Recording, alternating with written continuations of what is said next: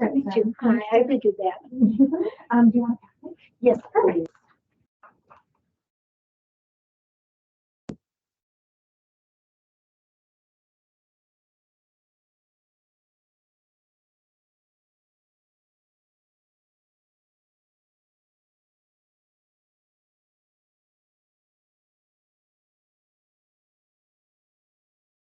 Patricia?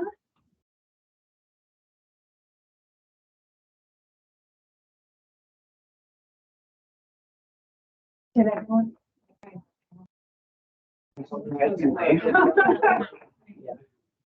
I was just parked down there. What do you do? Oh, that's so nice. Yeah, look. It's a beautiful day.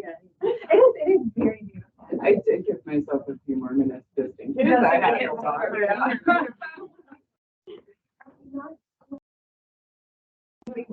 You can, especially if you're a guest. If you're someone like me that's an employee, I really should be parking in the overflow parking lot. That's right. Okay. It's Friday. Friday, People are office actually, yeah. Don't give you a permit? Shame on that. I know. Right? I love the plant setup in here, by the I way. know, it's so funny when, in the like midst of pandemic, this place looked even more like a jungle because everyone just left their plants here because it gets so much sunlight. Right. Hey, Andrew.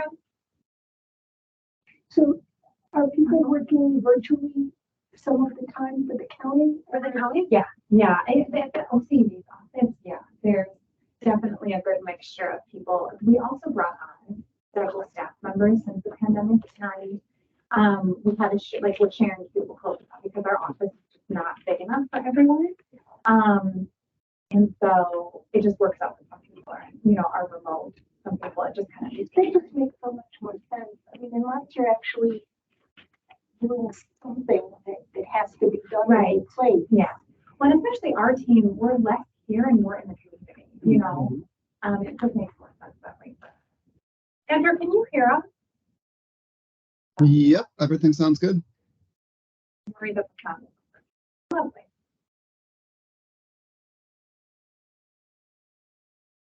I see. Good morning, everyone.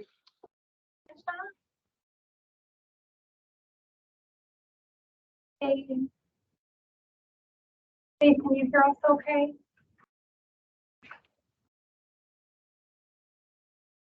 I shouldn't have admitted that. I think Is it that otter thing again? it is. I wonder if I don't think it's actually fake. I think the same thing happened last time. I think it's just fake. Like anytime, I don't know if either of you, but I've been with some of them. Like if you have an account, even if you don't go to meetings, your otter will, and it'll go start trying. Yeah, it's the weirdest thing. That is bizarre. So bizarre. So I'm We are being replaced. Yeah, right. I'm gonna remove face for right now, and then if she pops back in, then that means it's actually her. Right. And not just her little AI. So she needs are you a person? Right, yeah. We're definitely waiting for a couple more folks, so we'll give it a couple of minutes. For those that are here, well, actually, I'll give it a couple minutes before we get started. We have some time. Does anyone have any? I have to go to my one of our nieces is getting married in Shorts Creek. Yeah, that's where. Where's that? Yeah. Oh, yeah. Okay. Yeah, for the American Legion Hall. It'll be a big day. I'm actually very happy for her. She's 50 and it's her first wedding. Whole county team. The county used to use Zoom. We had an account. Actually, the University of Michigan granted us like this license. Sure. Nice to meet you. I think so. I'm sure. They offered that to us, and it was really, really great. But then we recently transitioned to the I get it, yep. team. Do you like Works it better? closely. I do, but people like external partners, it's a hit or miss. The external partners and the experience of those that are not on the county server, they tend to say that they prefer Zoom meetings. Is my experience, but I don't know. Yeah, I like Teams. The township switched the teams and I like it better. Yeah. You can do more. There's more finesse and scheduling and Yeah. you can combine more things. So. The task force too.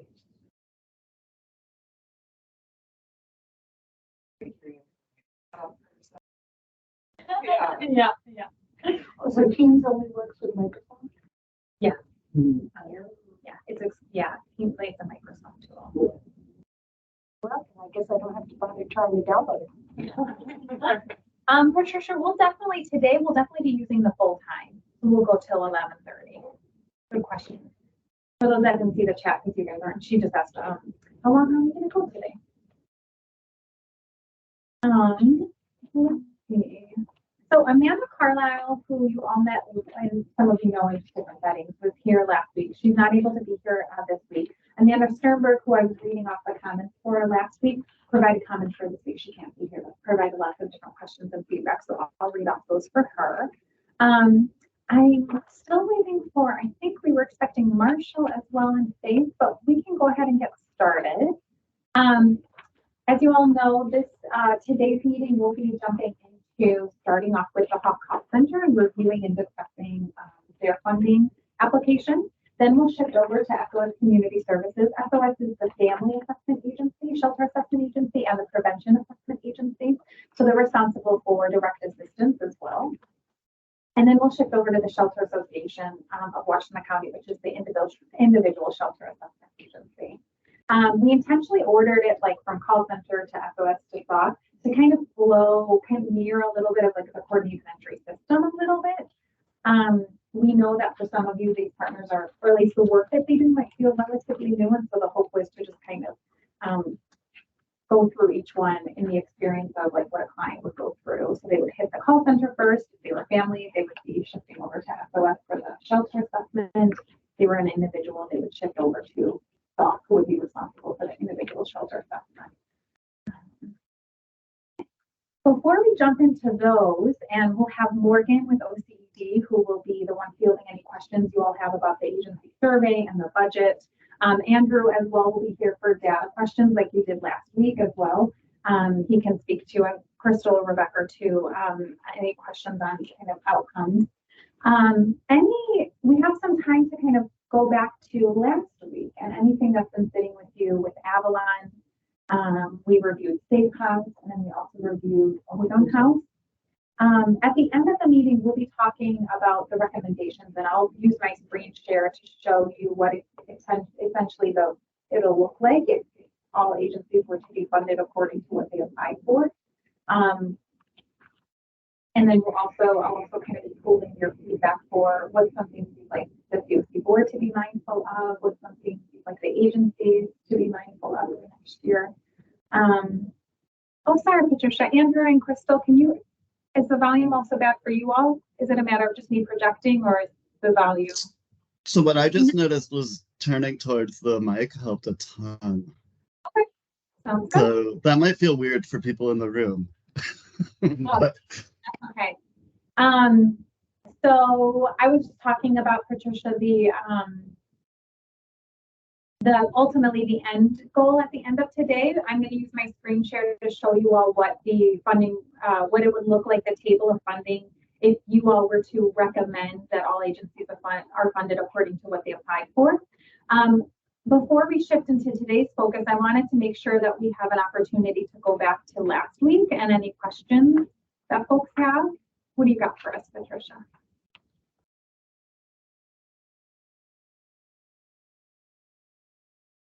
I'm sorry, but I can barely hear anything you're saying. Oh, is that still not helping?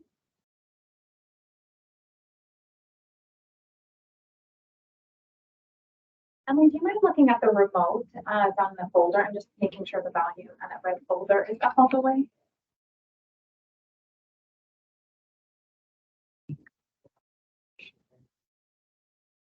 Patricia, if that's not doing anything for you, I would check the settings on your laptop or computer just to make sure the volume on your end is up all the way.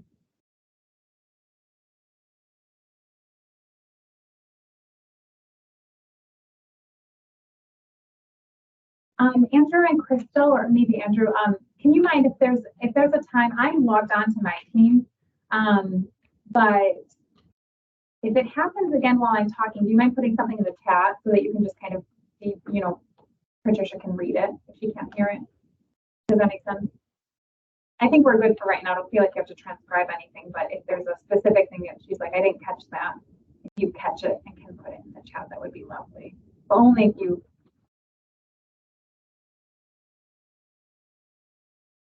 Okay.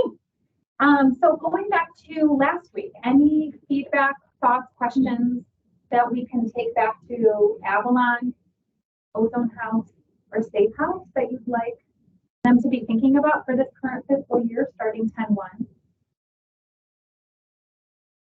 Personally, one of the things that I would like to ask Avalon if there is a plan for case management to avoid larger rental arrearages from accumulating, because voucher assistance is so limited, and organizations that do housing assistance outside of the Hawk realm often have a lot of challenges meeting several thousands of dollars of need when it could have been resolved with a few hundred based on what the tenant is required to pay. So I would just be interested in a more thoughtful plan of action there. You might want to consider the option of a payee for people.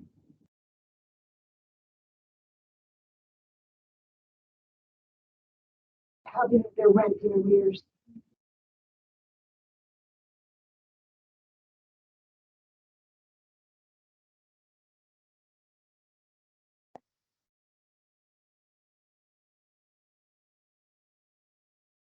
Anything else for Avalon?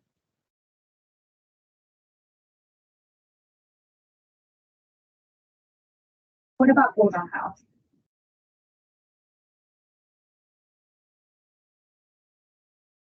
Safe House?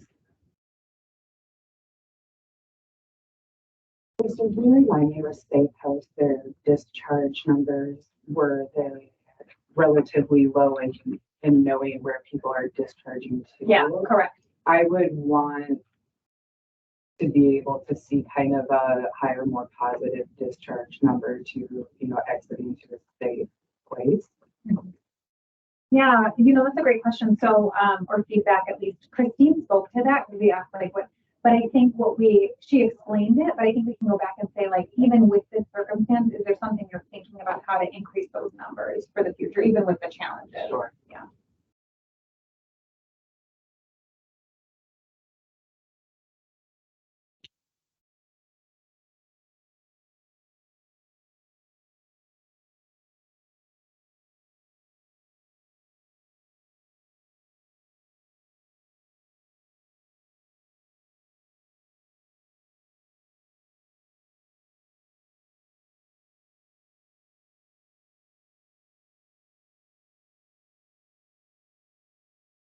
I think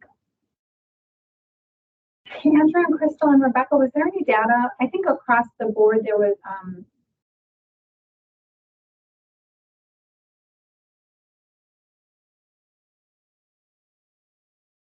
destination data was high. And we asked like what's the plan and it was answered. Was there anything outstanding from that? Do you remember this? And Crystal, I know you weren't here last time, but so this might be from Andrew or Rebecca. I don't remember anything outstanding from that other than continuing to work with the agency admin at Ozone, which like me and Crystal have been doing, but I don't remember anything like solidified further from that. Yeah, no, and I think you had mentioned that. I think I'll just put that in writing just to capture what we verbally kind of communicated, that we noted that, and Ozone's working really closely with Crystal and Rebecca to improve their numbers. And of course, as you all heard last week, to also bring on some more client data for a new provider page that's in the works, but giving access to 18 and older.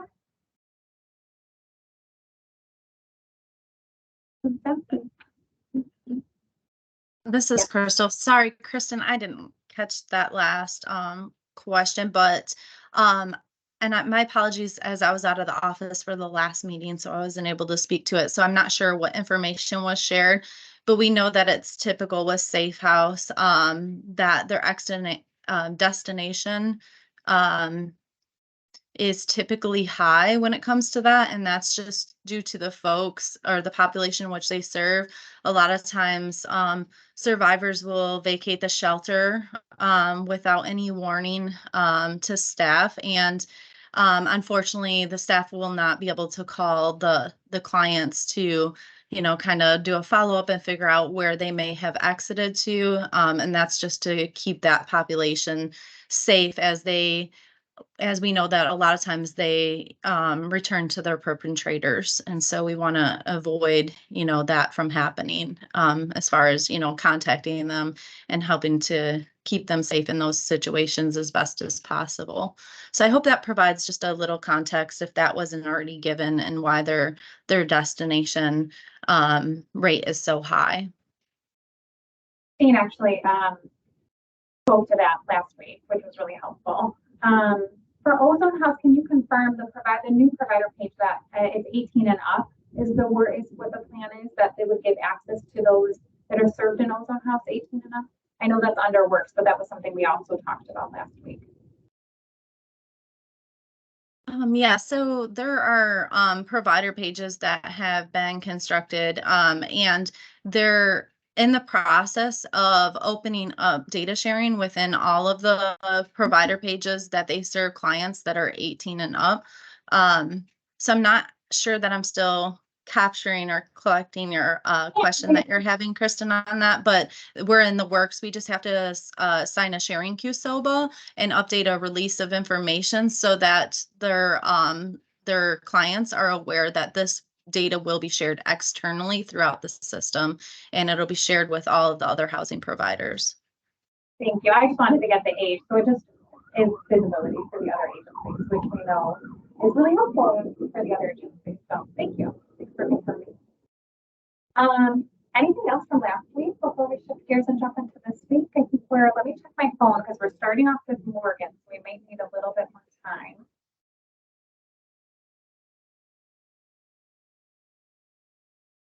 Are any questions about what we have planned for today?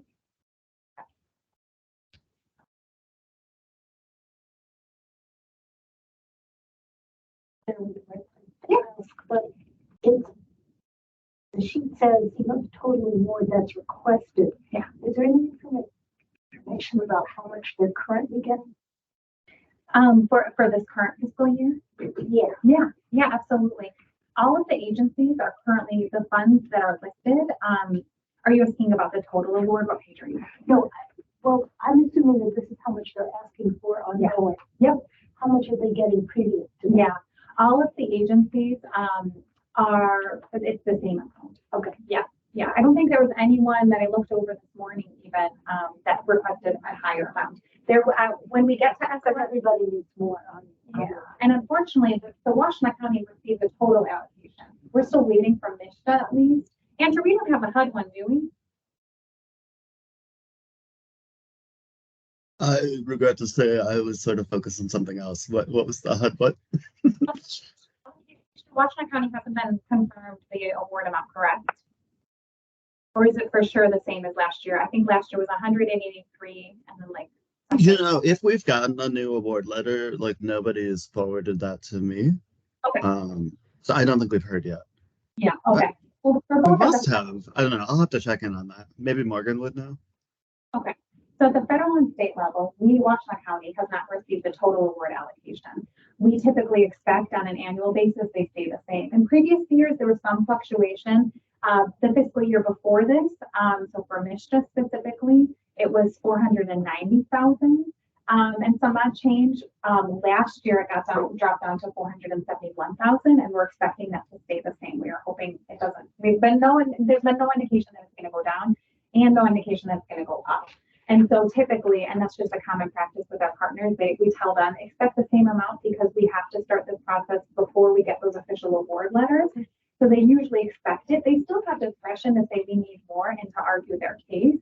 But our partners are really agreeable and understand that by asking for more, if you all were to agree with that, we would have to then cut from somewhere else. And so typically it stays status quo. when we get to SOS, I'll share and point out, while they're requesting the same amount as the current fiscal year, they're shifting the funds a little bit. And I want to draw your attention to that because they're taking funds away from direct assistance and putting it fully under case management. And that's just something to note for consideration. It's just if we don't have prevention assistance dollars, what does that mean next year? And so understanding that there's a need to pay staff, but what does the cost come at? So we can talk more about that when it gets to it. A good question. Yeah, there was no changes. So for right now, we are expecting for HUD ESG to get 183,820, very small amount to divide between partners. And then the MSHA total is 471,906.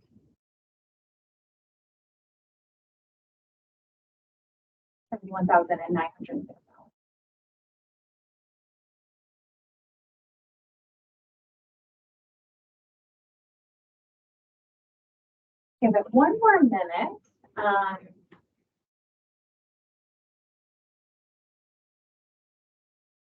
At least start discussing the Hawk stuff. And Morgan's technically the agency representative, so we can treat that like we did last time, like have her come in after. So what questions do people have for the call center or concerns?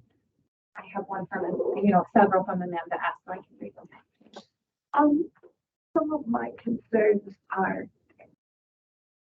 it's not specific to Hawk, but I think the fact that there is insufficient staff, or at least there was at one point.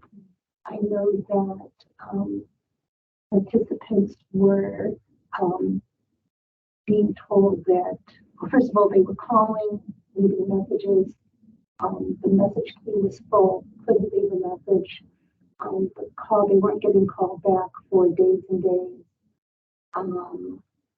Or being told you have an appointment for a call next week.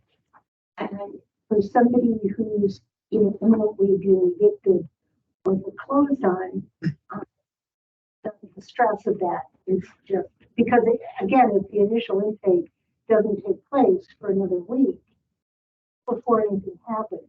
And so I guess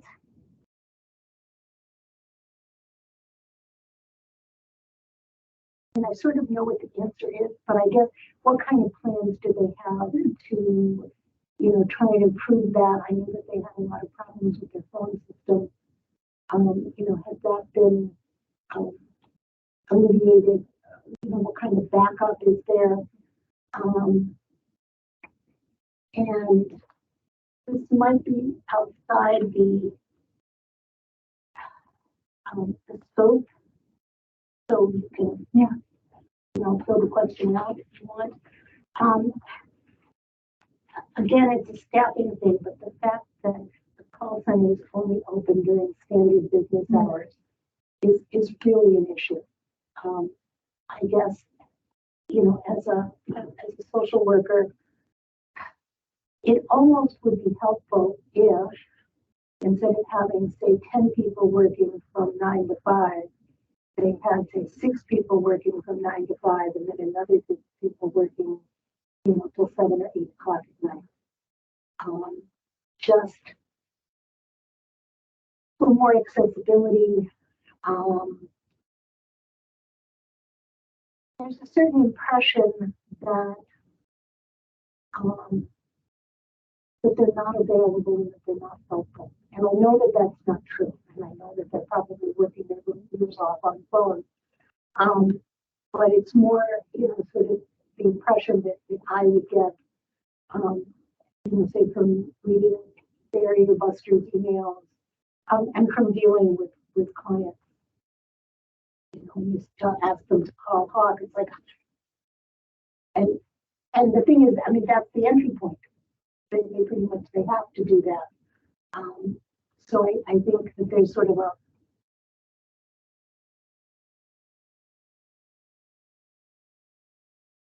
not a persona, but the impression that's existed sort of maybe in the last 6 months to a year, and how they're going to address that.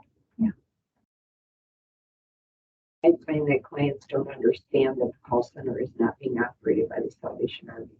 Hmm. And there's a preconceived notion that it's going to be hard to get through and hard to handle. I think people have had less of a problem since he's picked it up. At least from my experience talking to people, then, I mean, because you really couldn't get through, nobody would call you back, and when they did, they were, the clients perceived they were being judged, and it was snippy. And I don't know that that's true, and it's not just their transference, right? But I do think that there wasn't a lot of information put out to the general public that it changed. And I think that you might see less resistance if there was more people who understood it wasn't the same folks. Although, you know, again, theoretically, it's a separate organization that was administered by somebody that should be transparent. You know, it wasn't perhaps, but yes, I agree. So I guess it's just some what plans do they have to overcome, you know, some of that and to. And it's hard when a lot of the people who are calling them intense or, you know, I go out for the township and talk to everybody who we discover and make sure they're hooked to PATH and they understand Hawk. And I hear that a lot. You know, they never call, you can't leave a message, right? And it's like, well, it's not the same folks as it was a year ago. You can try again. We have Morgan on the call, so she can answer that question, Meryl, that you have about just like what's the plan. I can give some context, so you correct me if I'm misrepresenting, but Morgan Shea was wondering specifically in thinking about the transition from Salvation Army, some of the pain points that like community had in that transition, and then adjusting the system to OCED. Questions about staffing, are there concerns still? Are there issues with staffing? Meryl also was curious about, you know, the hours of operation. I think like, is there a plan to potentially scope that out and scale it differently? Because there's a hope for maybe longer hours or hours during non-traditional business hours. Did I miss anything? I don't think so. Okay, good summary. Okay, so we're formally starting now with the answers, with the questions. Okay, awesome. Just making sure I came in the middle, so trying to get myself. So I think the first question, there was a couple of questions mixed up in there. Can you break them? I think there were 3. Can you say them again so I can separate and respond? I guess one was the issue of current, past, or future performance, what the plans are to improve future performance compared to past performance. To get information out about the transition and how the transition is being handled to improve the performance. And also if there are any plans to, at some point, expand the hours of accessibility.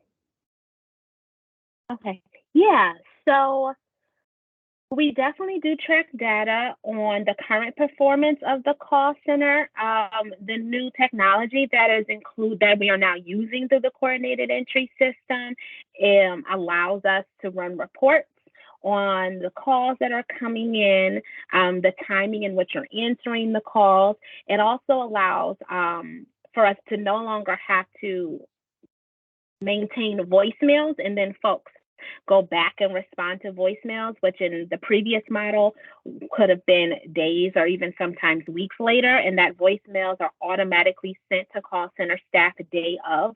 So are there no calls that carry over to the next day that go unanswered? So we definitely track those performance metrics. There is a space called the Coordinated Entry and Evaluation Committee, where we report out monthly on those metrics, as well as report out bi-monthly at the COC board.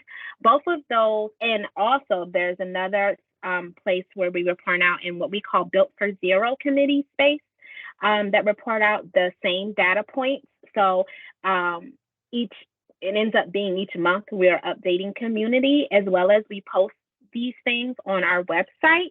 And occasionally, that data is shared through the COC newsletter that goes out to community at large who sign on to the listserv to receive it. And though what I'm hearing you say is that we might need to do a little broader and more than that, and it might be time to reconvene community to kind of talk about and update on what's happened. And I think that's appropriate. We are now officially a year, well, not officially into a year into the transition, and that OCD, the county, didn't take over the call center until October 1 of 2022.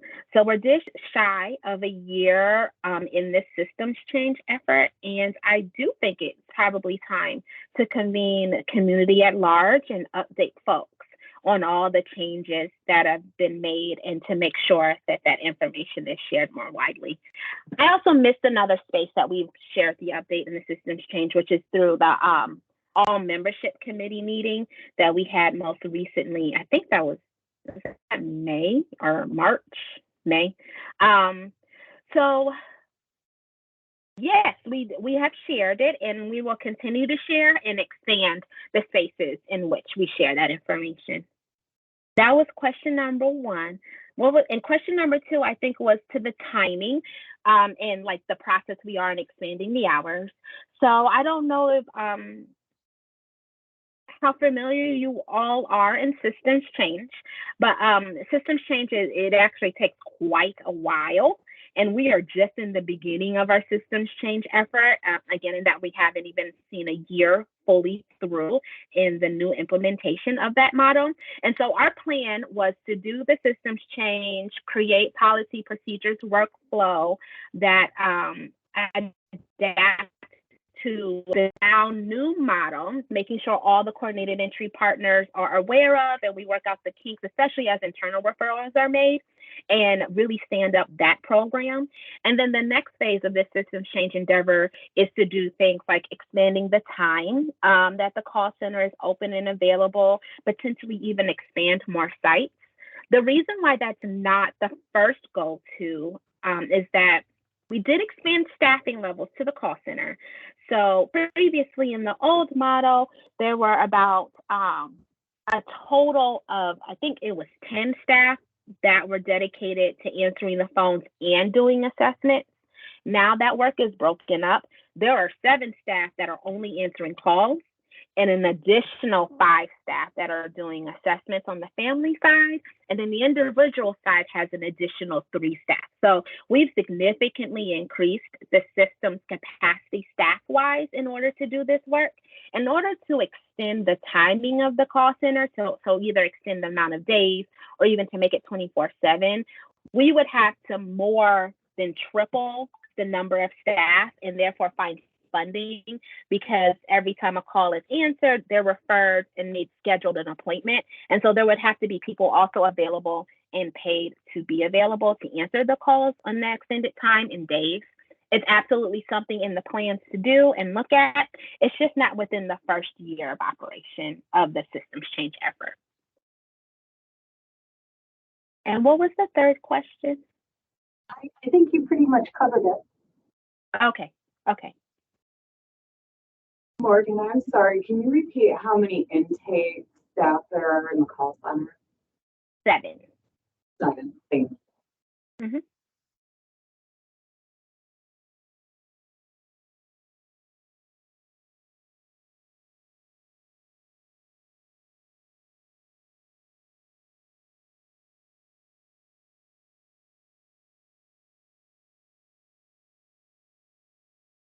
I pulled up a question from Amanda.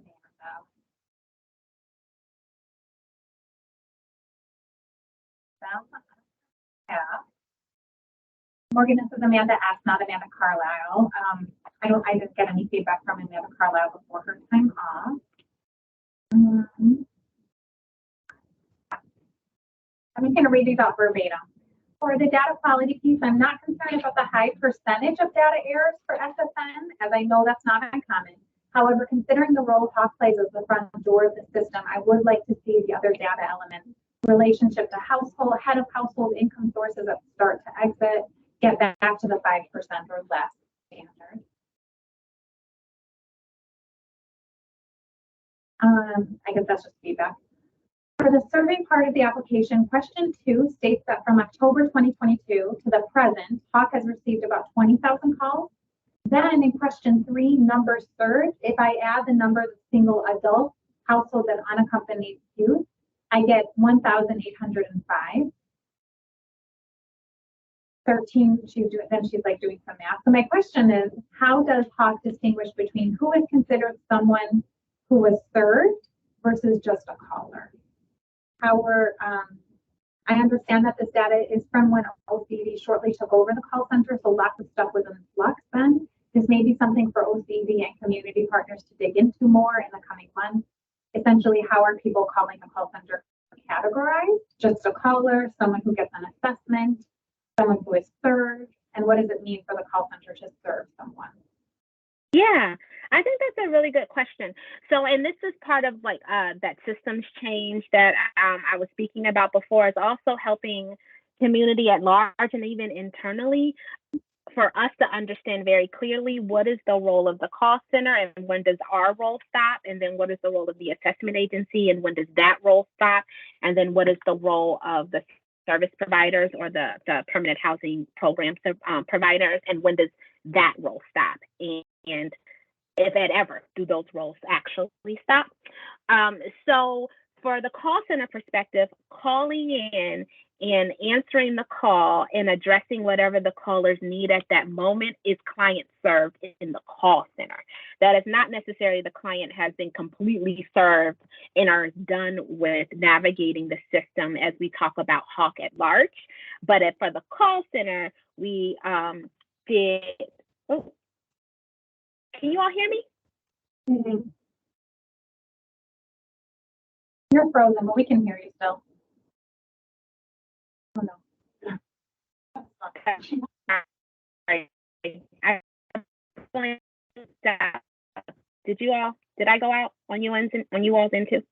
So that's how we consider served, is calls have been answered, their problem in that moment has been addressed, and or they've been scheduled for an assessment, and or they've been updated on their case status or their housing status, etc. And then there's different levels of serve at the other angle of the other roles, parts of the coordinated entry system. As the HARA at large, we do track that information and that data on who was served, how they're served, their outcomes, etc. But the call center has its ending after the client has contacted the call center and case notes made on that call, that individual call.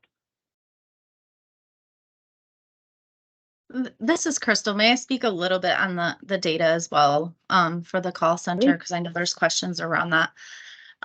So when we started the implementation of the new system, community had encouraged us to use a single provider page, which is a coordinated entry provider page. Early on, there were concerns about collecting it all into one provider page. So currently, both the Delana Center enters under one page, and it's shared with the Hawk Call Center. And so we're seeing that it's a little bit difficult to tease out that data since they're using that same provider page. That is conversations as we continue this process to see if the community still wants to take that approach, or if maybe we want to have two separate provider pages so that we're able to tease out that data. And then as far as the higher percentage rates or error rates for the HMIS, specifically to the call center, we currently are in the process of hiring for an agency admin, an HMIS agency admin, and their role is to really oversee that data entry process and to assist with additional training. And then they run reports at least on a quarterly basis, but we encourage on a monthly basis to really look at those data quality errors, and they work with the staff to clean up that information in the system so that we can reduce those rates. That position's been vacant for a little bit, and we're currently in the process of hiring. So as soon as we get somebody on board, we're hoping to get them up and trained and really working on pulling those reports and reducing that error rate again so that it is less than 5%, which meets the HUD requirements.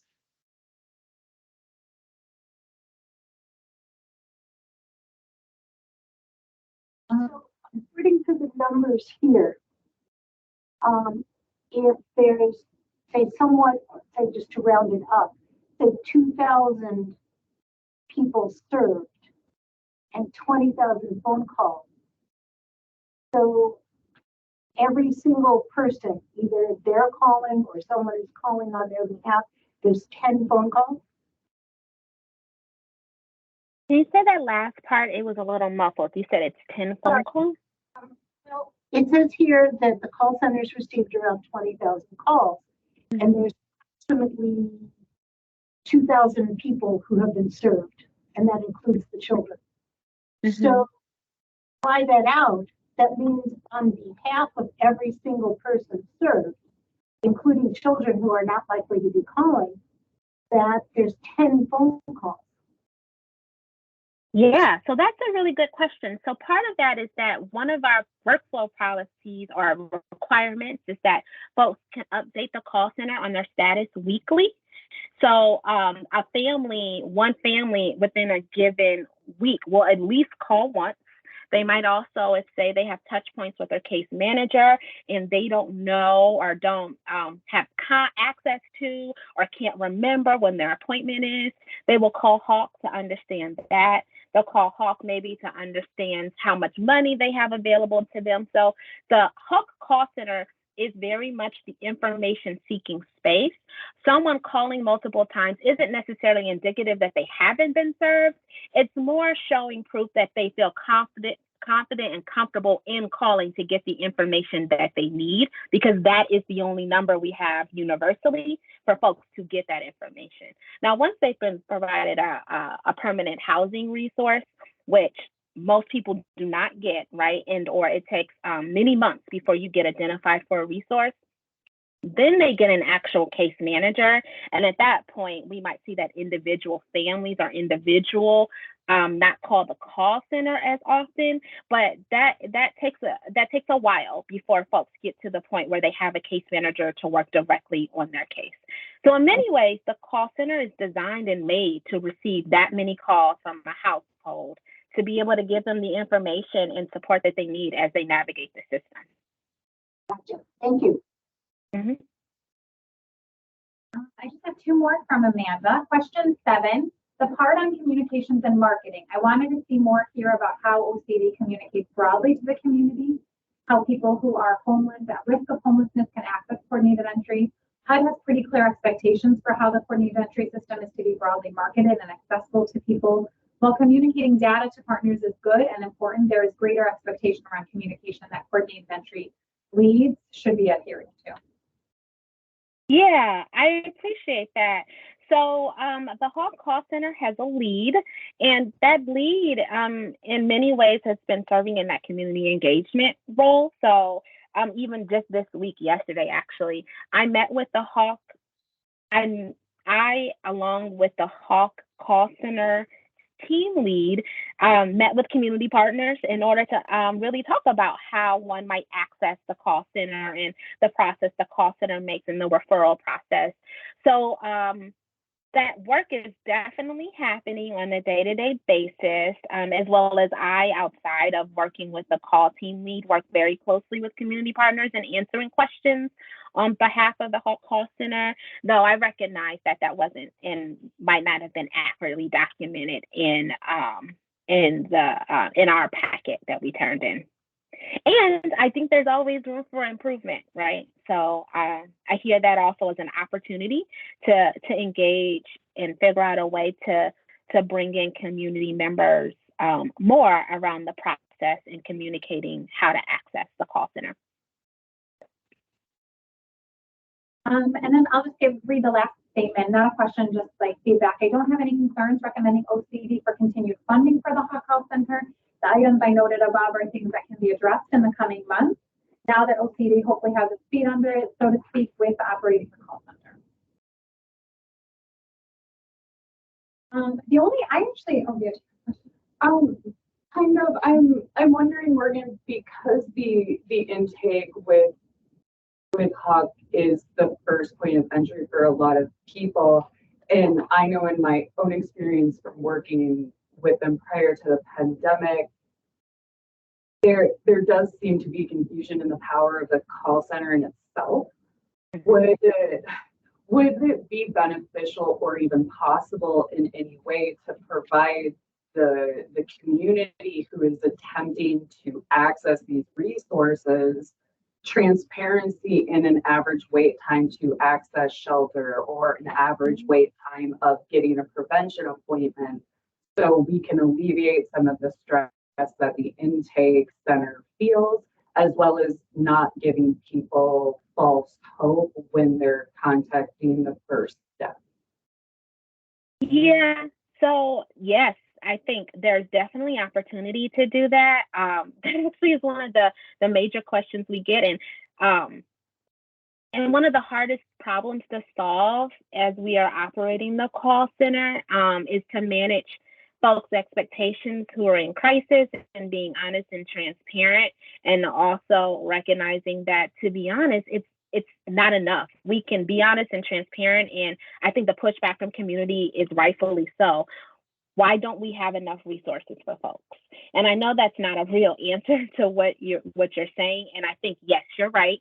We do need to figure out how to better communicate and right size the resources that are in community. And people's pushback are often, I find, are not around what resources are available. I think people know that. It's more so, why don't we have more? What can we do to get more? And that's a rub that we are consistently trying to address and manage.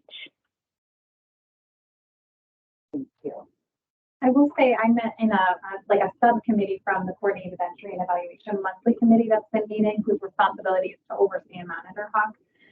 We're making some changes to the Hawk website, and actually community members have said that very same thing. Like, we get call center data, we get average, number, how long it takes to wait for a call, but we're missing some of that stuff. And so that subcommittee is actually planning on meeting with the Coordinated Entry providers to say, hey, and that kind of requires SOS and SOC to feel comfortable with their information being tracked and figure out how to track it. But there's genuine interest. And so we actually have plans to meet with those partners as part of that subcommittee to ask for if they feel comfortable. So I can also circle back with you all in this space to say what the outcome of that was. I think within the community, work case management community, for people who have not been doing it for a very long time, or don't have a lot of homeless clients, the impression is that, they're going to call Hawk and Hawk is going to find them housing, and next week they're going to have a house or, someplace to live. And I think educating the community, certainly somebody who works for in homeless agency, they know all this. But somebody who works for, say, Trinity Health or something like that, they just say, okay, here's the Hawk phone number, call them. And they're just not aware of how bad it is, how hard it is to find housing. And I don't. Yes.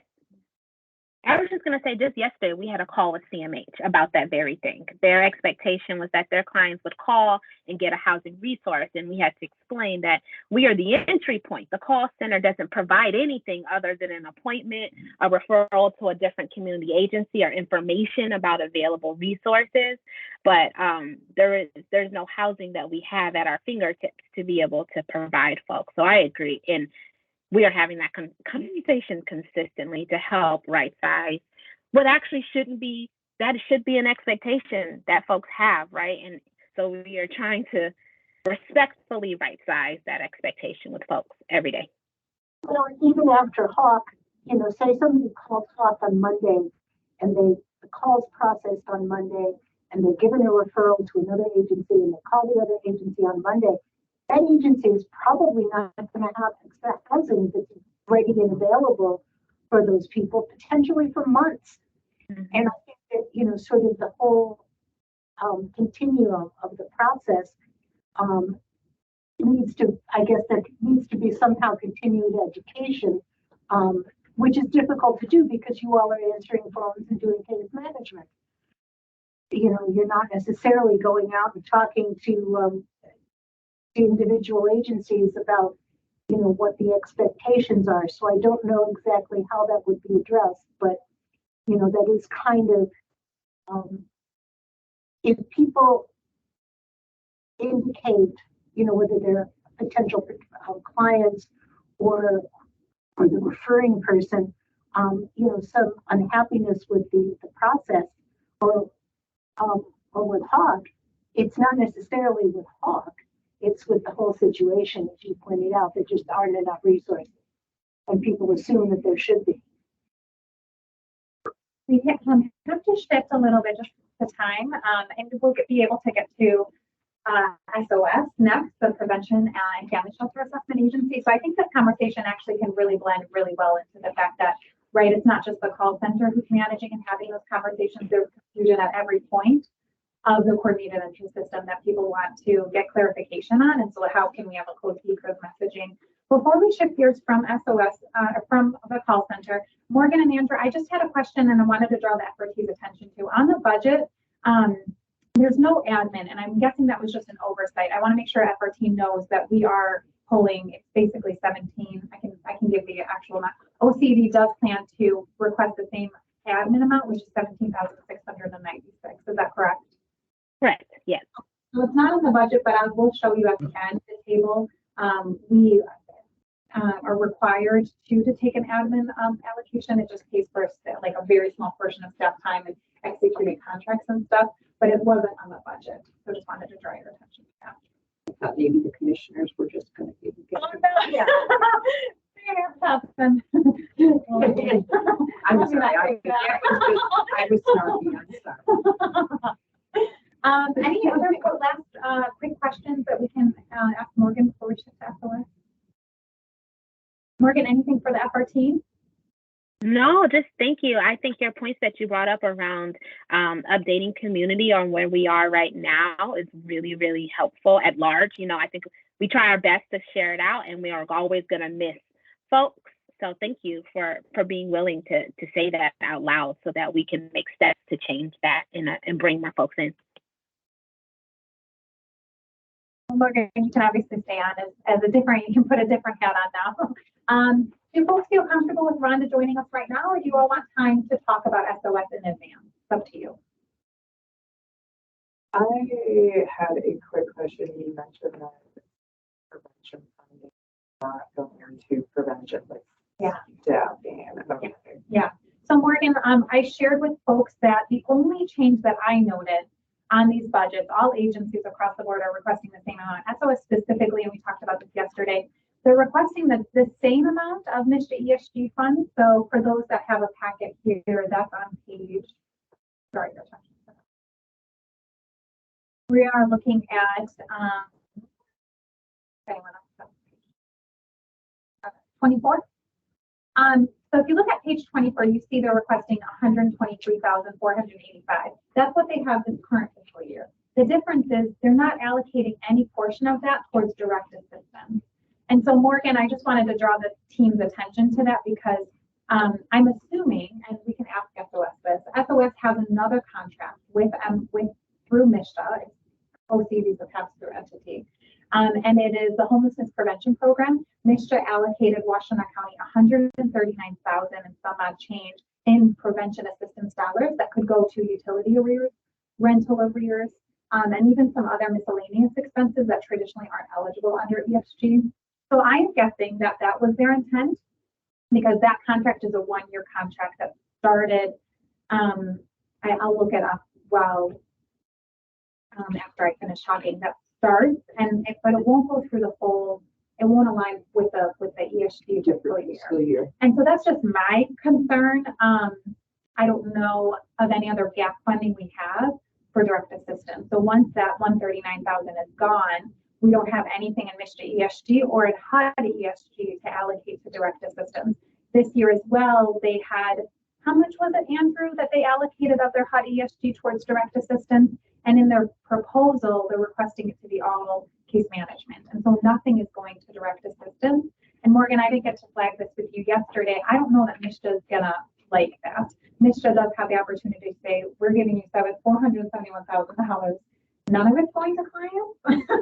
What? And they might understand that they have another grant, but I just want to put that caveat that when we submit this application, MSHDA has discretion to say, I don't like what you're proposing because it make sense to us. But that's just me wanting to put that out there for you all. Yeah. I can confirm they spent it's 59,000 and change on prevention funding this year, but I think they're looking. Yeah. That all went to directly to clients. None of that went to case management staff time. So just something different to be curious about. Good question. Any other questions? So for I mean, so you said that the amount they're requesting for direct assistance from this other fund is 129,000? 39,000. Oh, just 30. 39,000. 130. Oh, 100. So they're replacing the 59,000 in direct assistance with 139, and so I'm guessing that's, we can ask SOS their intent behind the change of what they did from last year to this year. I just wanted to give you that information that they do. It's not like SOS doesn't have access to direct assistance. They do. It is through a different grant under MSHDA. And so that might be their intent, I'm assuming. But I would be curious to ask them what their plans are if and when that 139,000 is depleted before this fiscal year starts. Or I mean, not starts, but before this fiscal year ends, because that's supposed to go from 10/1 through 9/30/2024. And we've got nothing allocated in ESG to cover that, if that makes sense. But that's a question for SOS. I just wanted to give that background knowledge. I can't speak to the intent behind their budget proposal.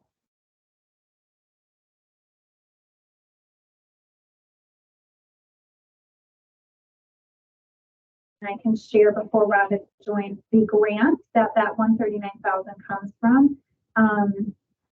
The date for that is, so that covers July 10th through March 31st, 2024. So it cuts the fiscal year by several months. So we have to, as a community, figure out what that means for us.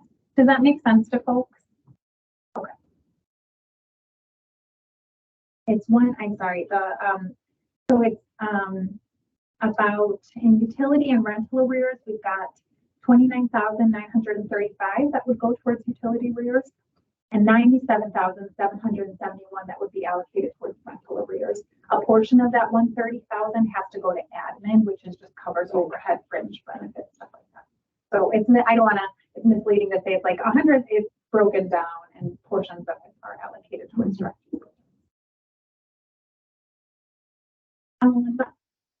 We'll add Rhonda, and then if that feels okay, I'm actually going to, Emily, I'll stay here. It looks like SOC is in the lobby. Do you mind just letting them know we'll have them stay in the lobby, that we're running over, and it'll probably be 10, 15 minutes? Awesome, thank you.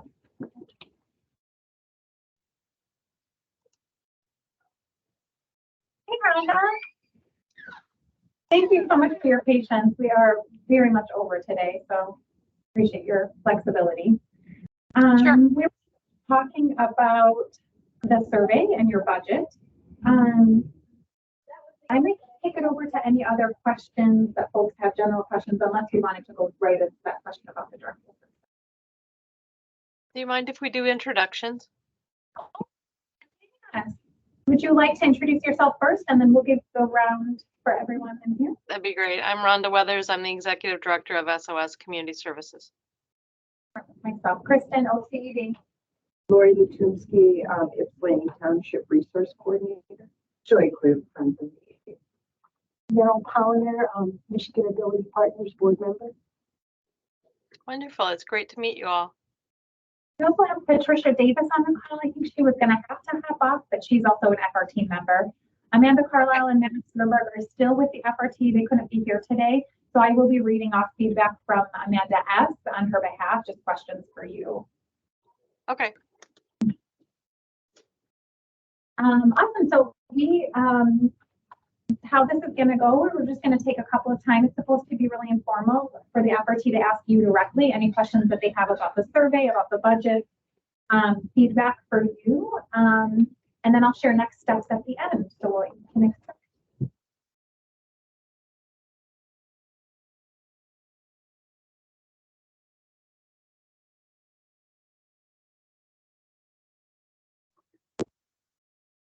And the one question I have, I was just sharing with the FRT, the difference in SOS's budget from this current fiscal year to the new fiscal year starting 10/1. There's no amount of ESG under HUD or MSHA that's being allocated towards direct assistance. I did share with the team that you all were granted the homelessness prevention program contract, which is direct assistance dollars.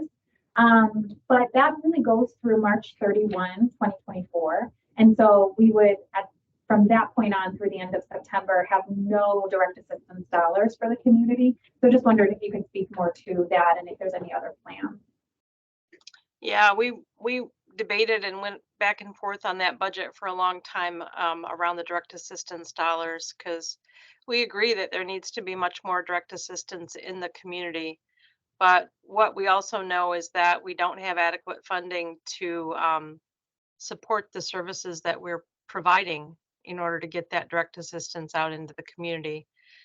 So I was faced with a decision about whether or not to create a situation where my agency had to raise well over $200,000 to support the activities that we're providing, or to fund the positions and, just rest assured that the community would come up with the direct assistance dollars. So you'll see that the budget already reflects a $105,000 deficit for the agency's costs. So we're contributing $105,000 to that. I took out the direct assistance that had been in there last year. Otherwise, we would have been well over 200,000. Thank you. You can see that amount on page 24 of the budget and other funding, the contributions that SOS is planning on making.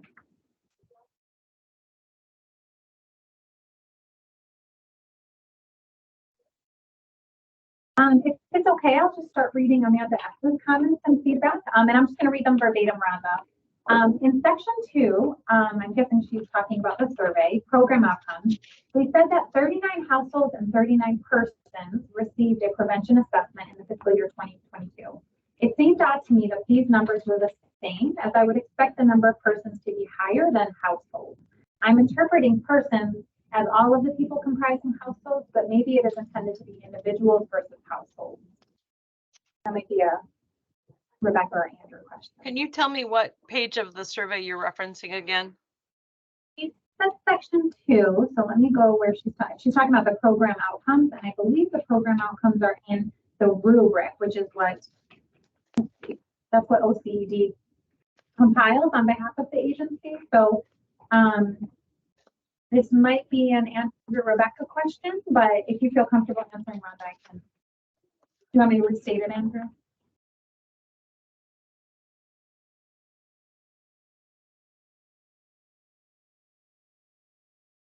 Yeah, I'm gonna have to take a look real quick. Folks in the room that have a packet, we're on page 12. So what Amanda S is asking is that number for the fiscal year of number of people that received. She's wondering if that is accurate based on the fact that SOS serves families, and just wondering what that number actually covers. Does it serve, is it the household, or is it the total number of household members? And I'm sorry, I'm having a hard time hearing you, Kristen. I'll put on, I'm going to put the question in the chat so that you can see it. Okay, great, thanks. Yeah, but it's essentially a data question. I think that's more so probably for Andrew and Rebecca, but do want to make sure you have access to it.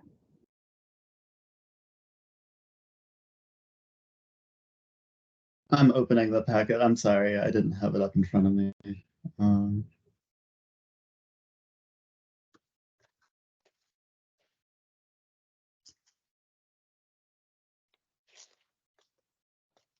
Andrew, while you're looking that up, I can check for the next question for Rhonda. Unless you have it up now. I think I do. We're talking about the 39. Do you want me to read Yeah, it? so that number is the reflective of financial year 22. So SOS just started, I think, taking over in like September. Yeah, we hadn't even taken over at that time. We had we had two staff actually who were doing like 3 appointments a week to try and help the community stay a little bit on top of things. So we weren't, and that's when we weren't under a grant contract with you guys. We had agreed to step in and do that, and then they were reimbursing us kind of. I'm not sure that we were ever reimbursed actually. Yeah, now that I'm thinking on this, Kristen, we had agreed to put in current year data for SOS, and then it looks like I forgot to actually get the current year data in. So yeah, I don't know that the data that was presented is in fact actually useful, and I'm really sorry about that. I will pull up some data like right now about what's going on year to date. Okay, that sounds great. Amanda's got several other questions, so I'll just go down the list while you have that time, Andrew. I was concerned about the high rate of data error for destination, 25%. Having accurate exit destinations reported is a key element of all of our system level reports, so I would want to see this improved. So that's just feedback. Likewise, the high rate of data error for income and sources at exit, 25% needs to be improved. And I can share this too via email, Rhonda, so that you can see it. In the survey, under number 3, so this is the survey that SOS completed, under question 3, number of persons served, when they state SOS did not participate in coordinated entry services during this time period. I'm assuming they're saying this because they didn't start administering the prevention assistance until October 1, 2022. That's Correct. We had those 2 staff who were providing some services, but it was out of contract. Question 4, projected numbers to be served. I don't understand why they gave numbers for January 1, 2023 to present when the question clearly asked for what they projected to serve in the coming year. I think this needs to be clarified for SOS. You look that up myself. Well, because we didn't really start the program until January 1.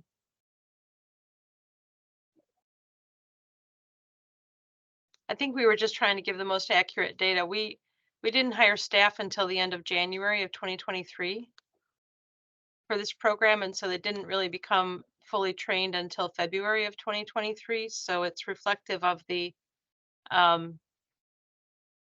what we've provided so far this fiscal year. So I could extrapolate that out to the remaining months. Yeah, and I can also clarify for Amanda too. One thing that I'll share with the FRT, I think the feedback we've gotten from the partners that lead on the surveys is they ask for pretty unique time periods, and we kind of make folks jump a little bit from last fiscal year to this fiscal year. The reason behind that is because right now we're in the middle, we're right towards the end of the last fiscal year.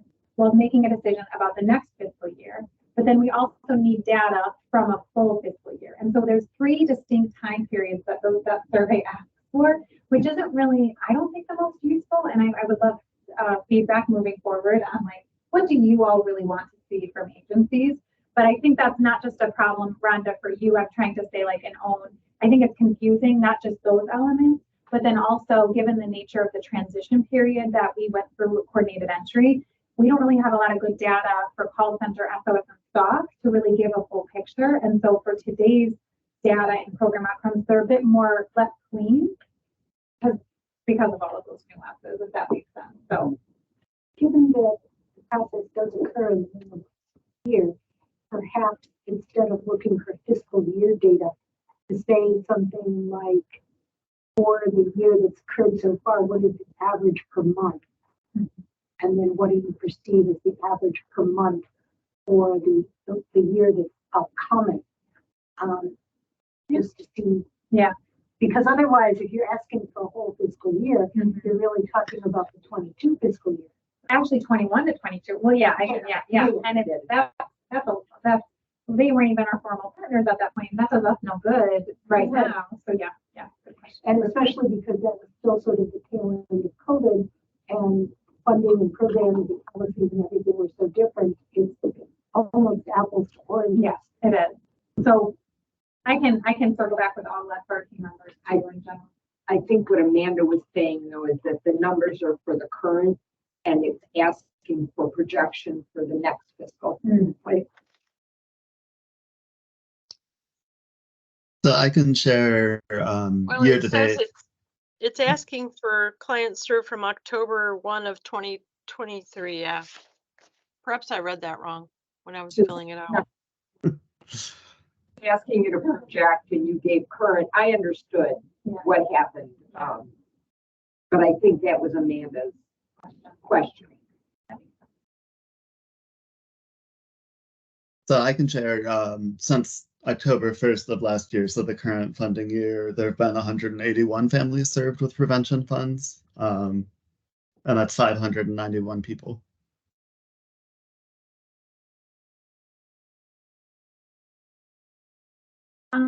Let's see, for questions 5 and 6, I would like more actual numbers rather than statements like many evictions or a huge number of families, just for something for SOS to think about for future reporting.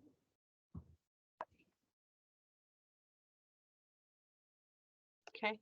And you said that you will provide all this feedback in writing so I can use it in the future. Amanda has no concerns. Just wants for this new fiscal year when it starts in 10-1, she's just looking for more data quality, those data quality concerns to be addressed, especially with the exit destination data. So when I send that to you, that might just be a SJ conversation. And Crystal, I'm sure that's something that in pulling the data from you and Rebecca also, if there's any context that's being missed about that, jump in, but I'm sure that's already known. Any other questions for SOS? Sorry.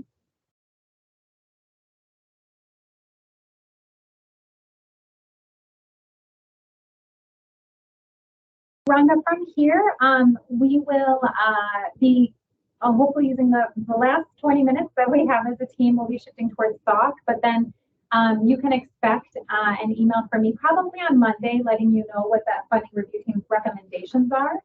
Part of those recommendations will be not just recommending you for what is applied for and requested for the funding amount, but also similar to what Amanda pointed out, any feedback that our team would like to see SOS focus on for the new fiscal year, recommendations, concerns that they'd like to see addressed.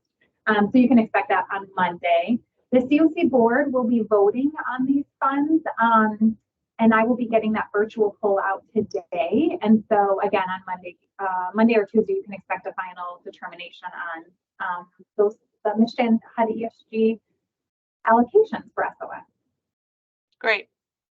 I did want to add that since filling out this survey, we have been working internally to develop a mechanism for meeting people in person, offering that as an option for doing the assessments. So our rollout is anticipated to be October 1, that we would start offering 2 days a week in-person assessments for both family shelter assessments and prevention assessments. That's wonderful. So, thank you. That's encouraging to hear. Yeah. Thanks, Rhonda. I think that's it. Thanks, everyone. Very good to meet those whom I've not met before. Bye-bye. Just a little more than 15 minutes left. We have stock here and present. Is it just Kate or do we have Kate and Dan? And Dan, okay. So we'll do introductions for them too. Anything that would like to be discussed before I bring them in? Do either of you three have hard stuff right at 11:30? I want to be mindful of the time that there are other stuff that we'll have to, okay. I'll try, I want to give stock as much time. Okay, thanks, Crystal. As like time to answer any questions. but I'll plan to give it 10 minutes so that I keep you all much longer. Okay. I think we'll grab that. In the little room. Okay.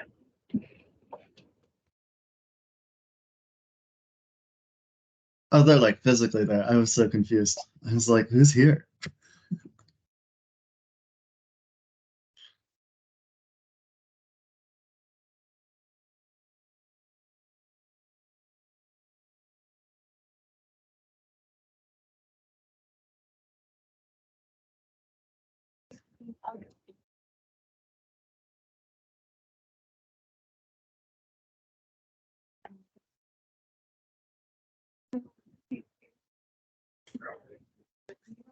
Thank you. This is probably a better question. But okay, mine for sure.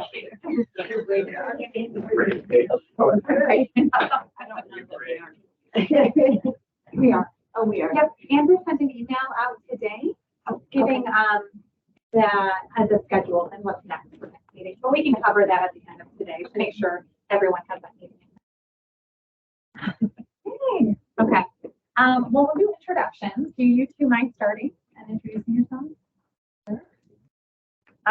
Kate Alessio, I'm the program director at Delonic. I'll be in this role 3 years in January, but I've been at the shelter for almost 9 years. Yes, I'm the director of the shelter. Because they're like, what, 7 years or something like that. I think so. I've lost track of yours. I'm sorry. Yeah, you do. And the COVID years, it's like doubles it or something. Maybe. Oh, you should. Yeah, Right? yeah. Like, Joy should be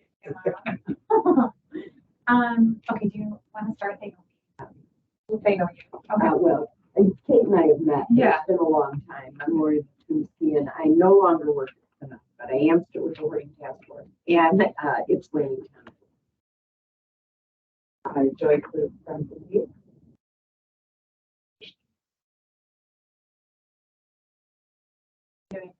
There we go. You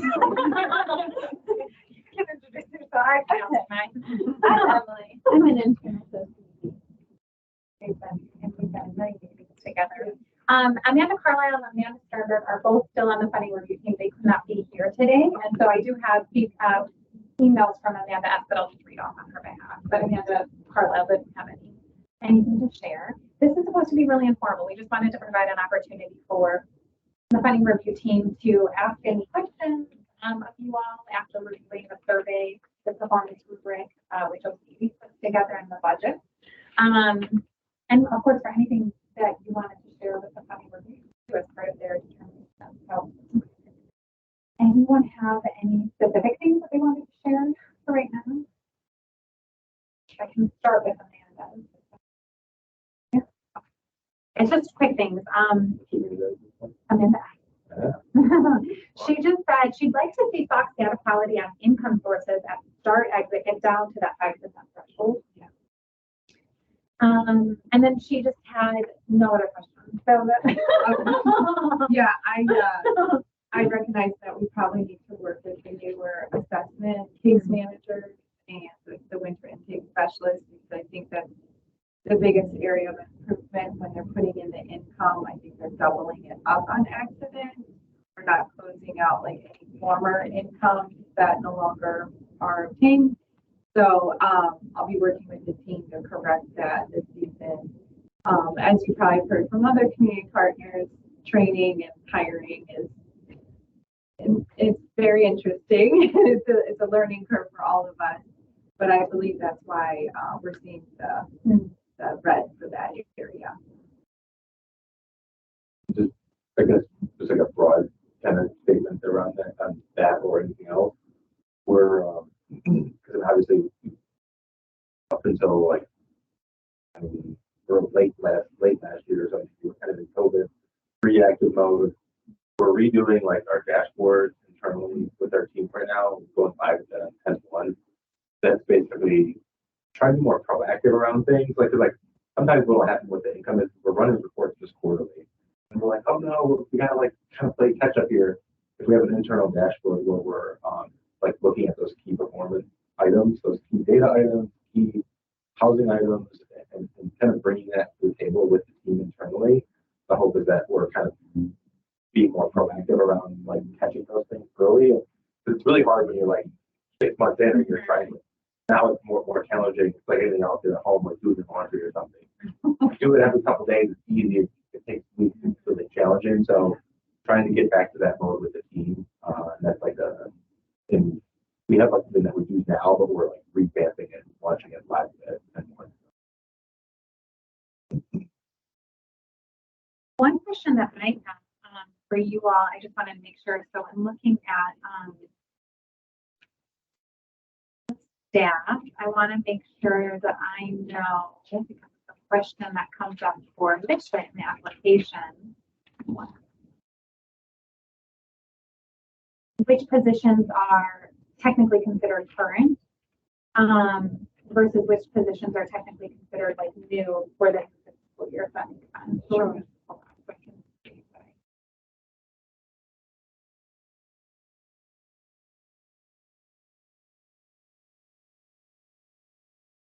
So the non-residential case manager, that's a proposed position for fiscal year 23 to 24. Is that technically a current position? There's just a vacancy. What Misha's looking at is like of the funds that from the last fiscal year to the new fiscal year, which like are you operating on something new? And I couldn't tell if the non-residential case manager was funded under a different funding bucket and is now would be funded, which would be considered new for Misha. Does that make sense? Yeah, I believe that we're trying to add capacity to our non-res. Yeah, so that would be a position. Yeah. Okay, perfect. And then same with the assessment team and HPD manager, that's a new position. Right? Exactly. Perfect. Okay. So we've always had like one assessment case manager, and now we're adding more to our capacity to assessment and how you choice voucher application. Yeah. So perfect. And that's like I said, what Misha's looking at is they like to see us clarify which positions are current so that they can see pretty clearly the growth that we're trying to do. Okay. So program director, data and evaluation coordinator, and the 2 case managers, those are current positions. yes. Yeah. Okay. Thank you.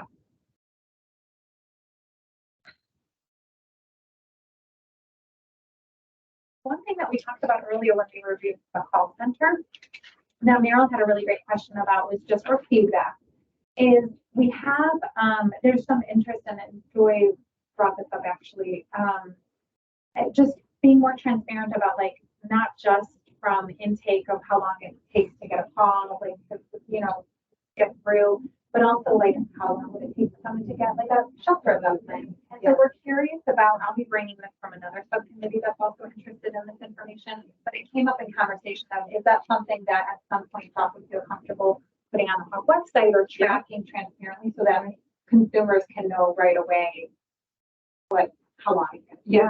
Yeah, no, absolutely. Just had a meeting with Amanda G. I don't know how to pronounce her last name. Yesterday. She's at the call center. She is stepping in as like not a supervisor, but support. So yeah, so it was a really helpful conversation because, we're trying to put more information up front and transparency. And we also want to share our scheduling calendar of assessments with the call center so that they can see how far is it that scheduling out. Currently, it's same day or next day, which feels great. But I mean, in February up to April, we were really struggling. We were like, unfortunately, like 4 weeks out was ridiculous. But with the hiring of this assessment case manager to add capacity, we've done so much better.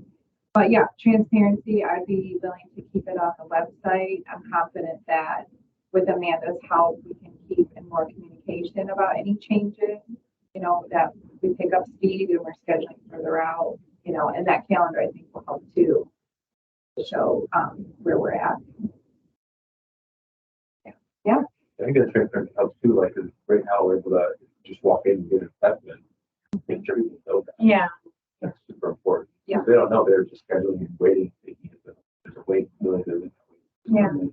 Yeah. And then maybe with just thinking out loud, but always more transparency around, I hate saying it, the lack of resources. Yeah. That conversation has to happen, which is the need is like, in this room and our resource allocation is this little tiny part of it. Yeah. How do we have that honest conversation? Yeah. Especially HCD used to be early in the pandemic. you could get signed up and you could anticipate, and case managers would share that. The whole community would share that. You could get a poll in 3 months, and now we're way beyond that. So, yeah, I had those honest conversations. Well, it used to be 2 weeks. Yeah. You would sign up for That's true. HCP, and 2 weeks you were getting polls. Yeah. It's amazing. So, big Yeah. bucks. Yeah, those were exactly some of the conversations we were having earlier about. And today we were intentional with the agenda for putting call center, Hawk assessment agencies on, because we know that the feedback oftentimes provided to one applies to all just by virtue of the new way we're trying to coordinate the system.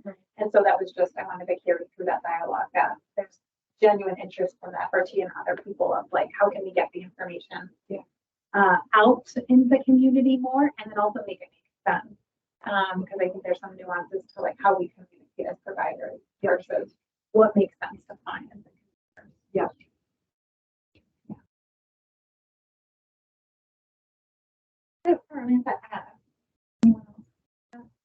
Maybe have any feedback?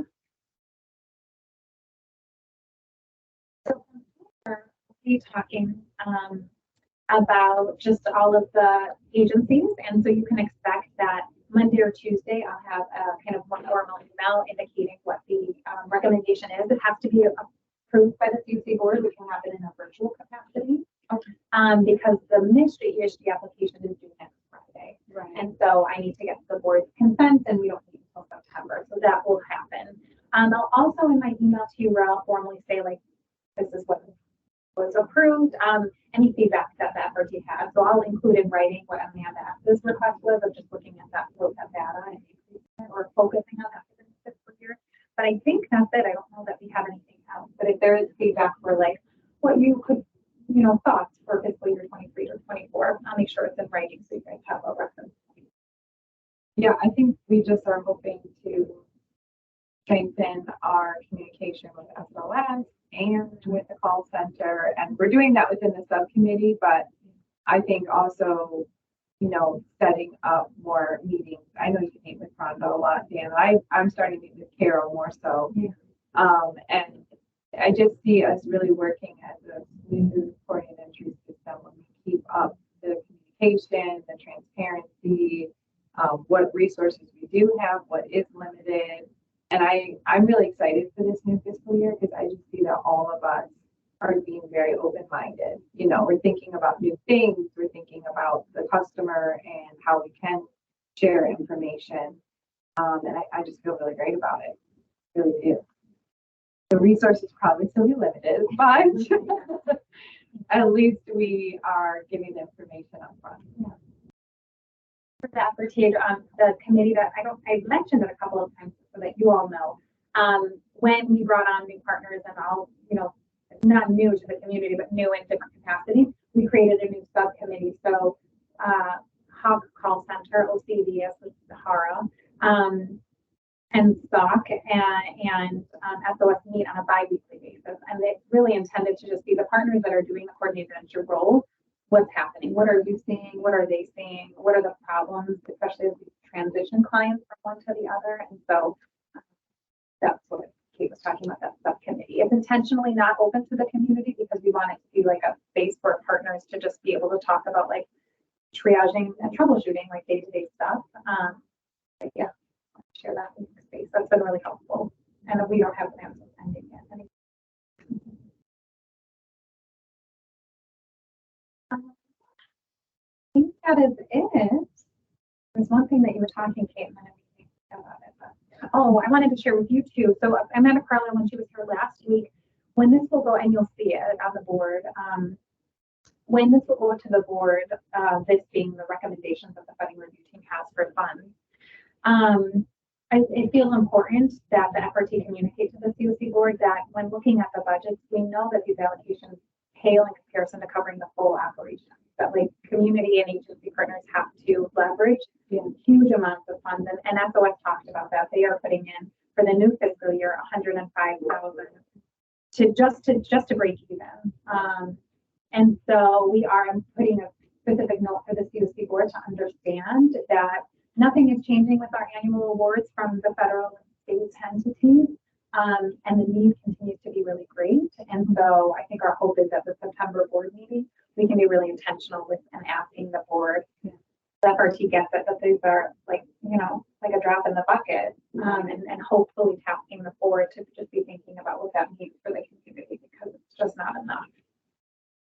And we spend a ton of time and effort to like apply for these funds, and when it barely covers expenses, it's like, okay, no, then we're not going to keep doing this, but you know, so just wanted to be honest with you about that. Yeah, I think as we build it out too, we can think about like where we're going for additional support as a community. Like, Yeah. You know, I just was on some group about there's like VA funds the state got put in their budget randomly $2 million for both like the region, the Southeast Michigan region to represent Morgan got it put in there. Goes to the meeting. So I bring it up just because like there's a little bit of, I know you guys can't advocate technically, but the agencies can. A little bit of like advocacy stuff we can think about, we get strategic about what that gap is. And then where we're gonna go, like try to seek that support.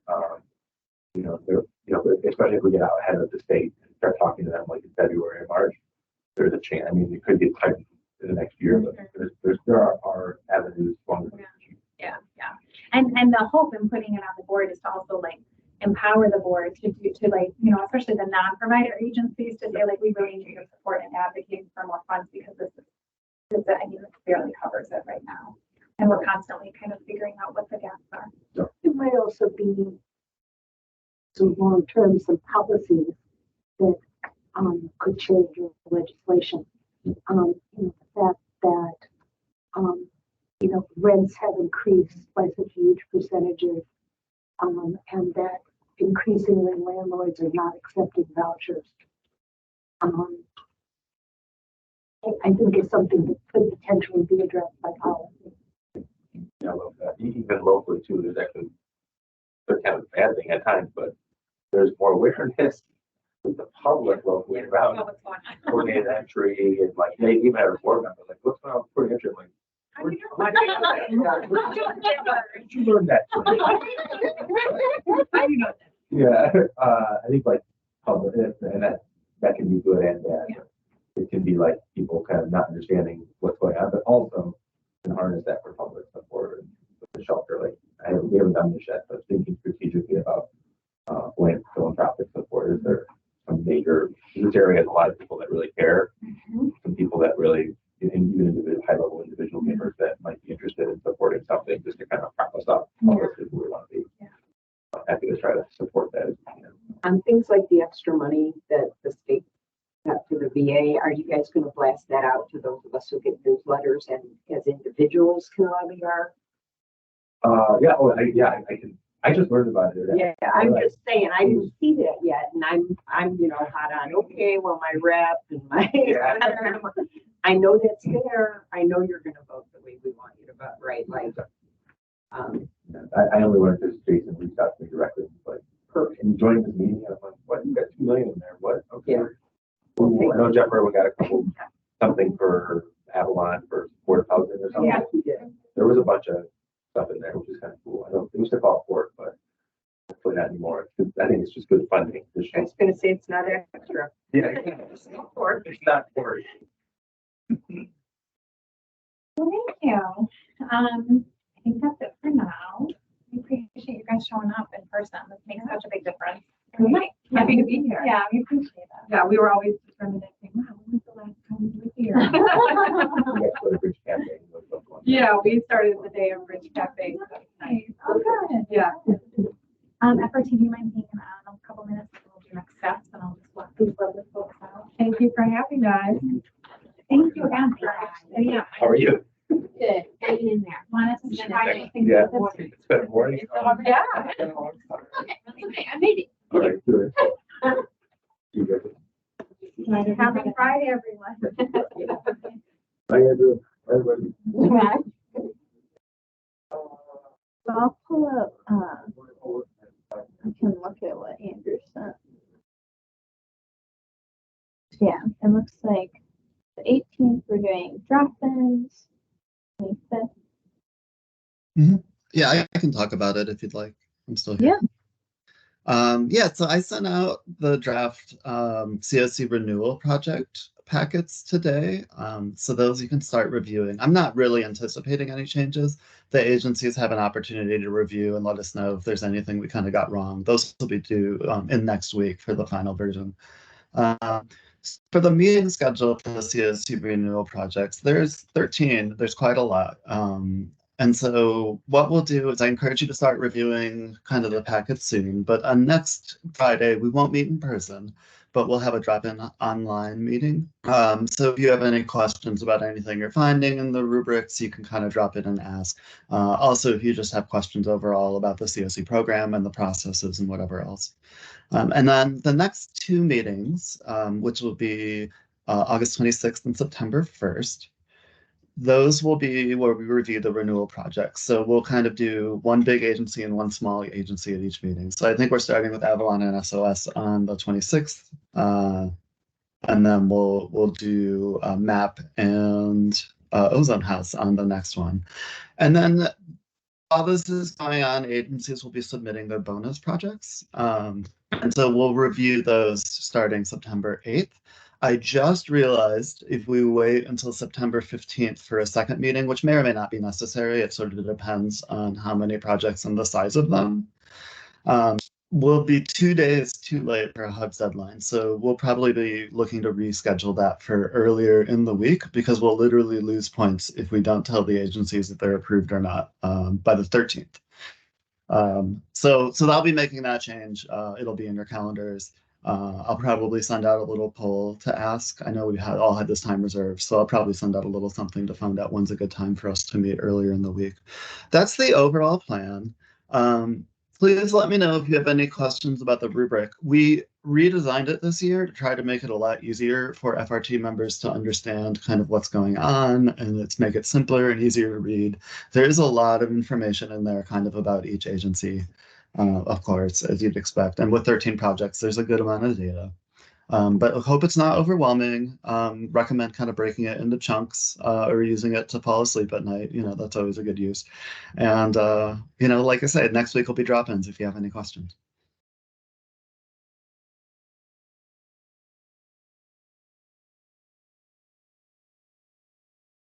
I think that's pretty much all we have to do for today. I know Kristen stepped out. I'm not sure if she had anything else, but I think we can kind of wrap up. Do you all have any questions and folks? Sorry, I couldn't hear you this morning. Childcare stuff, had to drop off and transition and drive and answer all the things at the same time. With a 1.5. Oh, not. Sorry. That was the original call from my friend's house in Ann Arbor. So I live in Detroit, so I have to drive from here to Ann Arbor. You know, it's a thing. Today was a thing. Yes. I'm sorry. What a way to start a Friday. Listen, after all that. And taking calls the whole time. So I'm really proud of myself. I give myself a pat on the back for that. And after safely, that's always a. Yeah. But I apologize for not being here in person and then just showing up. No apology required. Andrew, I think you can go. We'll wait for Kristen to tell us the things that she needs to tell us. The thing, anything else? You can't Sorry, hear that was, I can hear you, but it was a little like garbled. What were you saying? Yeah, I noticed that too. So we'll have to change that when I was on the other end. Like, this sucks for people over there. It's not the best. No, you can go. Oh, all right. Thanks. Yeah. I will probably. It's great to see everybody. See you all next week, maybe. Have a good weekend.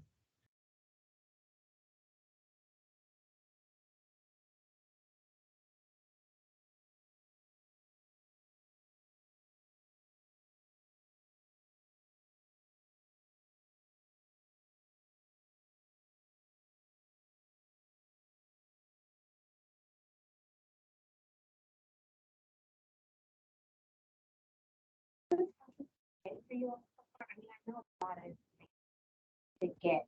Is there anything that we can do? Work? I think you guys have been pretty thorough as far as information goes, and the sessions are helpful. I know when I did remote for our last meeting, it's tricky to hear us, and I don't know if maybe who's ever talking needs to sit like right by the thing, but we struggle with that too at our office. So that's the only, I think, hiccup I've experienced so far. Okay. I wonder if there's a way to use a microphone. There is, it's on the thing though. No, I mean the. Oh, yes. I think now having been on the other side, something is not happening correctly. We've done another meeting. I do another meeting in this space, hybrid, and you can hear on the other side way better. So I don't know if that particular staff person knows how to set something up differently or better than what we do. So we'll do some troubleshooting. If it's possible to get the video from the meetings up, yeah, because I don't think I can download Teams. Oh, okay, okay. Since I run equipment. Okay. Okay. Okay. We recorded this one too, yeah, and we're gonna figure out how to get that to you guys. Thank you. I'm gonna share my screen. I'm so sorry. I don't want to keep you guys off. I do want to. Meeting that I can't get to. If I can borrow a PC. Oh, you have a Mac. I do. And it doesn't work. I have not tried it, but it sounds like it's a. I'll have. I think Teams works on it. Oh, it does? Okay, well then I will download it and I will try it. Okay, and you might, so there's a link that also allows you to get it from the web browser, but you don't have to download the app. You still have to sign into something, but on the web. So try it that way. Okay, good to know. I just wanted to show you when what's going to be shared with the COC board is this table just on the screen. And this breaks down exactly what was requested by each agency, which funding category. So was it shelter, was it admin, was it case management, was it financial assistance, and how much.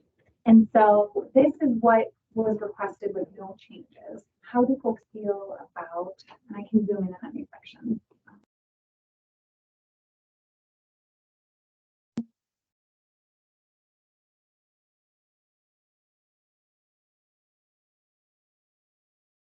So the top part is the Mishta one, that's 471,906.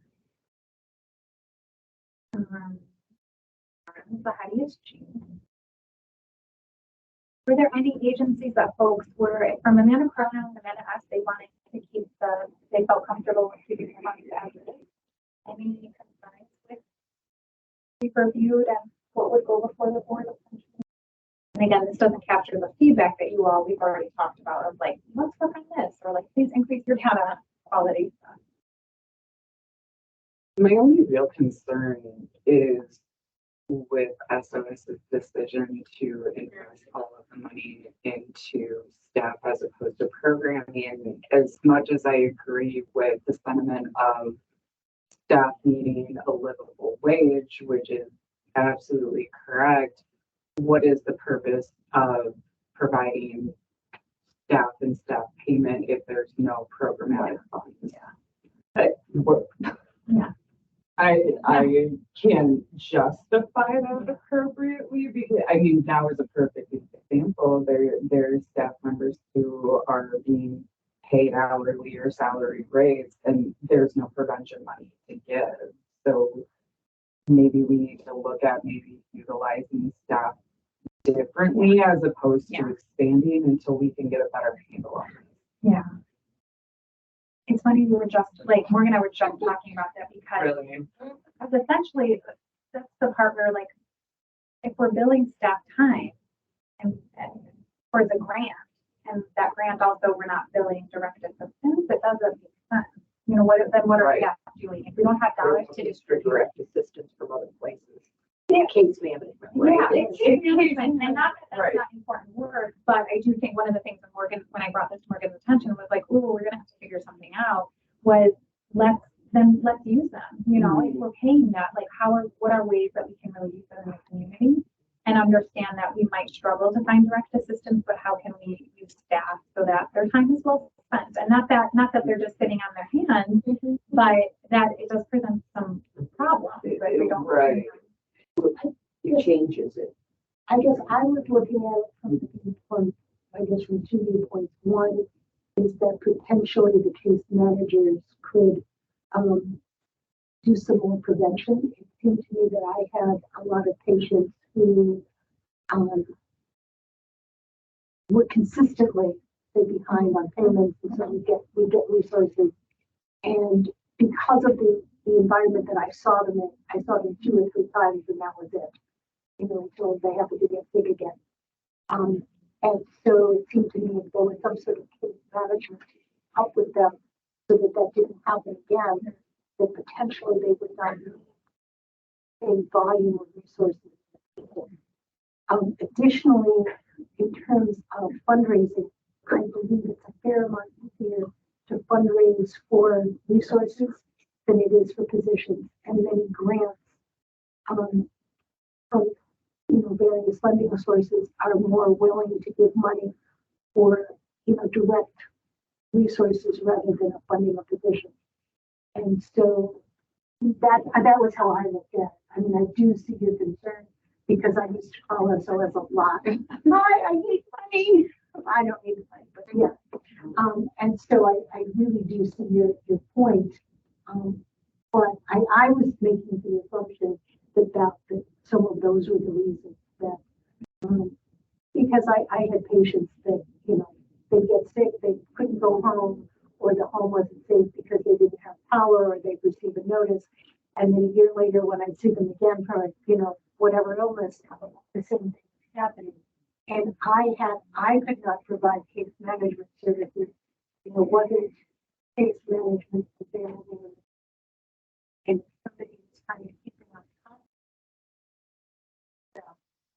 to sort of prevent this, how are you doing? Maybe recommending or working with budget. What is not sustainable here? I think the only concern, I think that there's absolutely work that they can do with the housing homelessness prevention grant that only goes through March 31. That leaves us with 6 months, half a year of direct assistance. And what we're seeing in the forward, just a high level of eviction rate, and no amount of funding is ever going to address that. There's complicated issues behind that that are contributing to that. But going into this fiscal year, knowing that for 6 months we have no direct assistance dollars, and we'll have to either leverage or find, we're Michigan's not going to like that. And so I do want to be honest that even if I apply for this, Michigan might come push back. For the first time, we'll say, we don't like this, and you need to change that. And so I'll share with you all but what I can also do, Joy, is, oh, can I just say, I think also, so there's different, so diversion is also an opportunity in the homelessness system, and that we don't really do often enough. The funding that we get from the state and federal government is only made, and intentionally from their viewpoint, is only made to serve 1 out of 4 eligible parties, right? So they give us 25%. And so we are going to forever be in this chasing the need for direct services funding. The other edge of that is kind of what you were speaking to, but it also is the case management piece, and that if we only get enough funding for 25%, 1 out of 4 donors to be served, something has to happen with those other people. And that is the diversion conversation that has to happen repetitively. And part of that is having, do you actually have a place to go? Is this a thing about not wanting to go, or do you actually not? Because when you have such limited funds, you have to figure out ways to prioritize the people who literally have no place. So while we definitely need more dollars, we will always run out of dollars. I think it is really important that we do shore up the case management piece so that people can figure out how to navigate the other systems that are also contributing to homelessness that without these case managers won't. So it's a give and take. It's an issue. It's like, which one do you address? Plus, the amount of money that's available to March is actually quite a bit larger than what had originally been available for the whole year. And I'm hoping that patients who would say be $2,000 behind on their registered mortgage, and available funding sources would get them 1,000. And so maybe we work out some kind of plan with the landlord and the bank. But 6 months later, they were $2,000 behind again. And perhaps if that $2,000 had been paid in its entirety, perhaps that, and then with some case management services to keep people ahead, you know, that larger sum of money through March might actually make more of a difference than we perceive it could, even though there isn't the money for the rest of the year. We're all, at this point, we're in a try it and see. We are post-pandemic without resources coming from the state or federal government in order to attend to it. So we're back to right sizing what we originally got with much higher need. We're going to be trying it and see. And I think this is going to be the first example of which the likely will push this back. There's rapid rehousing funds in here, but they're going to want to see direct assistance. Or they might say, you know what, we're seeing this across the board and you can do it. I think everyone's having the same problem and having the same struggles. And it's really about to see, try and see. I really kind of hope they do push back and we can say this is a reality. I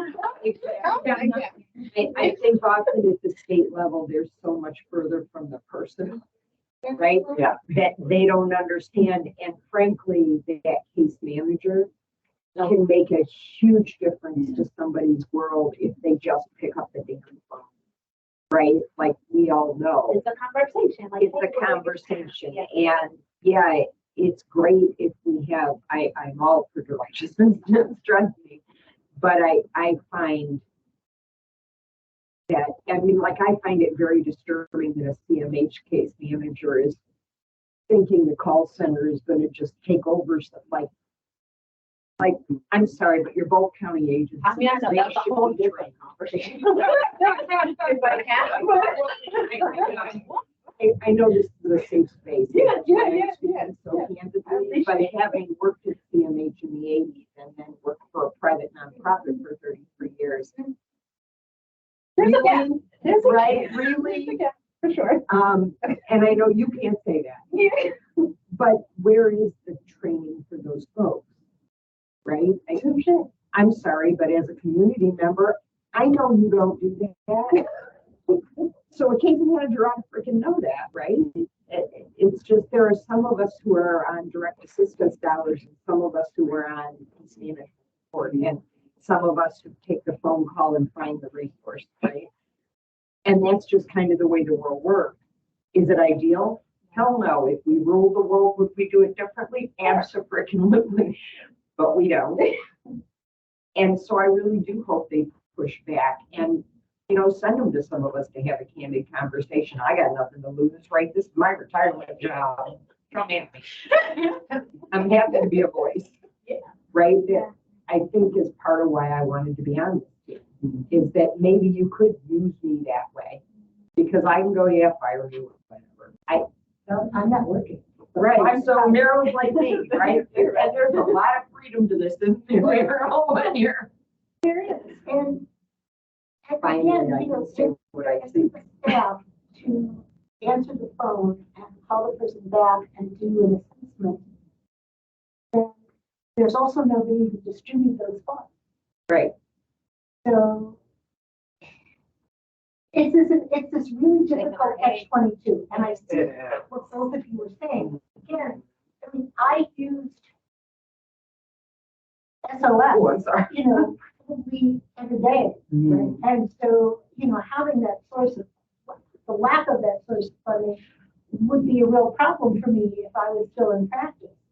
But again, if there was, knowing that there was some sort of case manager that I could actually hand the patients off to,